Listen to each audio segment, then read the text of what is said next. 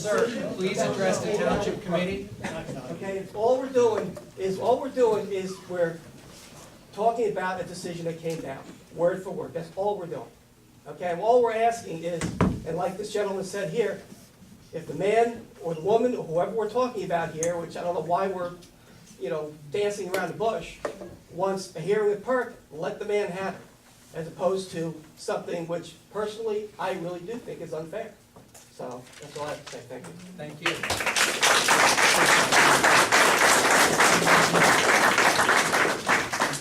Any other comments from the public?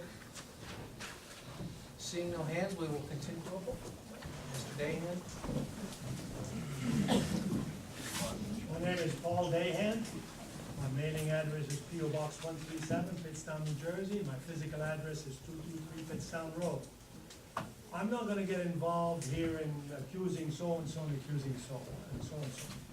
What I'm concerned about and what is abhorrent to me is that an official organism of the state government found that there was a manufacturing or some kind of malfeasance in creating a case.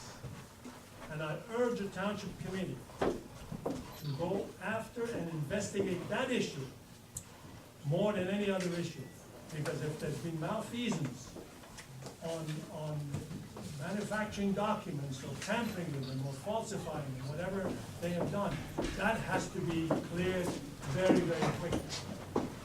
On top of that, let me warn the township committee that there's another issue here. And again, I'm not a lawyer, but I'm speaking as a layman. I looked up what the definition of conspiracy is. And so that you know what it is, I will read it out loud. A criminal conspiracy exists when two or more people. Let me put my glasses on. My age went down. A criminal conspiracy exists when two or more people agree to commit almost any unlawful act, then take some action toward its completion. So with that in mind, you have to be very careful as where this goes. I for one, am very unhappy to see this. I've lived in this town 50 years, and in all the years, and I was checking with my friend Charlie here a few minutes ago, we've never seen anything like this happen. The gentleman said that the community being divided is right. But I think that I want to urge everybody, let cooler heads prevail and get to the bottom of it. The township committee, I urge you to get to the bottom of who did anything wrong. Don't leave it up to some outside agency to find out. If you want to have peace in the community, you've got to sort of, so to speak, quote unquote, police yourself. And before I leave, I'm very pleased to see that young people are getting involved in this. You have a lot to learn yet about tactics, but I'm glad to see that they're coming into it with all of you. To those of you who attended this meeting, we'll do it one way or another. I thank you all, and again, Township Committee, please do the right thing. If there was any malfeasance, you discover it and you fix it. Thank you. Thank you.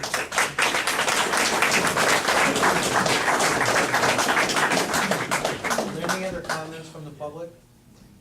Hearing none, sir, is it going to be quick? It's going to be quick.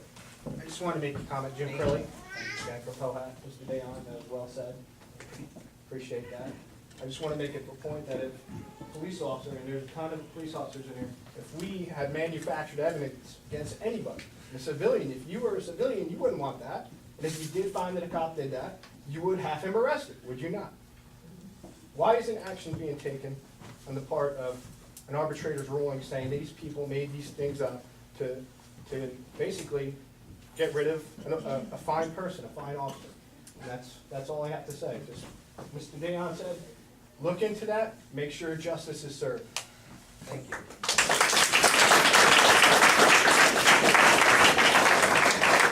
We're going to continue on. Dave Desiderio, 11 Twins Court, Pittstown, New Jersey. What I'd like to say is that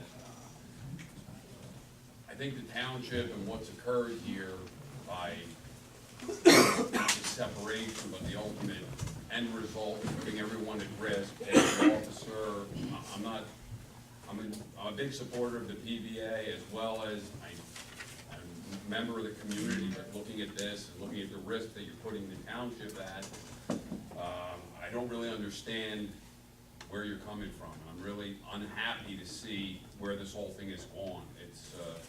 It's an embarrassment, quite frankly. And looking at the people, looking at the other officers, people who have families, the separation. I mean, Ken's a great guy, this one's a great guy, but quite frankly, I think we look like a bunch of asses. And that's what I want to say. This town, if anybody is in fact involved in this, should step down. And I'm saying that as the largest taxpayer in this community, and I know what this town's capable of. I've been through it 13 years, and if I didn't have enough money to support myself, you people would have starved me out, each and every one of you. And you know who you are, because you all spoke to me, Mr. McGeary, about unconstitutional issues, Mr. Shockley, etc. So think about what you're doing before you do it, because there's a lot of skeletons in everybody's closet. Have a good evening.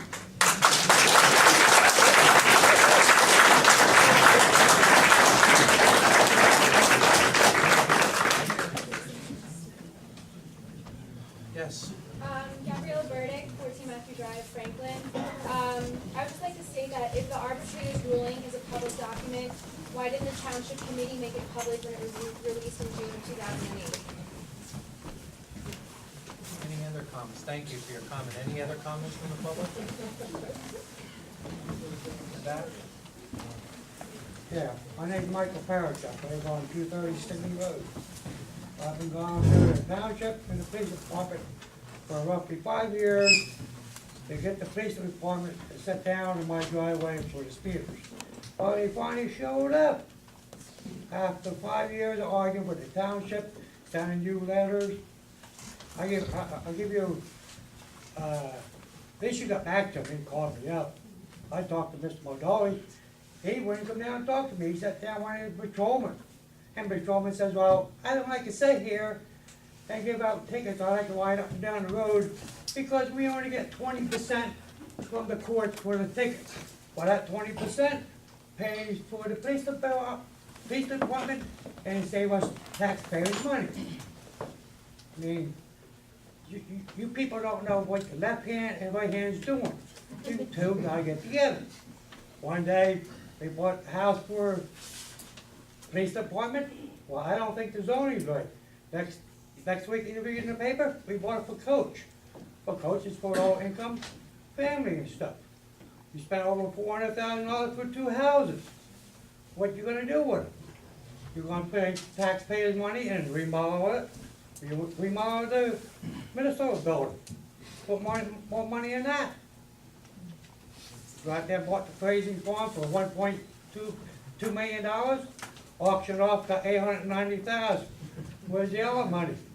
They took, taxpayers still gotta pay for it? Pay $3 million for 75 acres? Or are you gonna put a park in there? Who's gonna put a road in? Taxpayers. I think you're wasting taxpayers' money all around. Thank you. Thank you. One last time, any comments from the public this evening?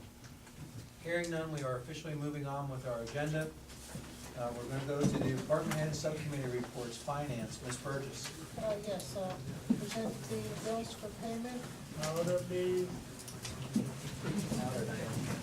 Present the bills for payment. That is my motion. I'll second it.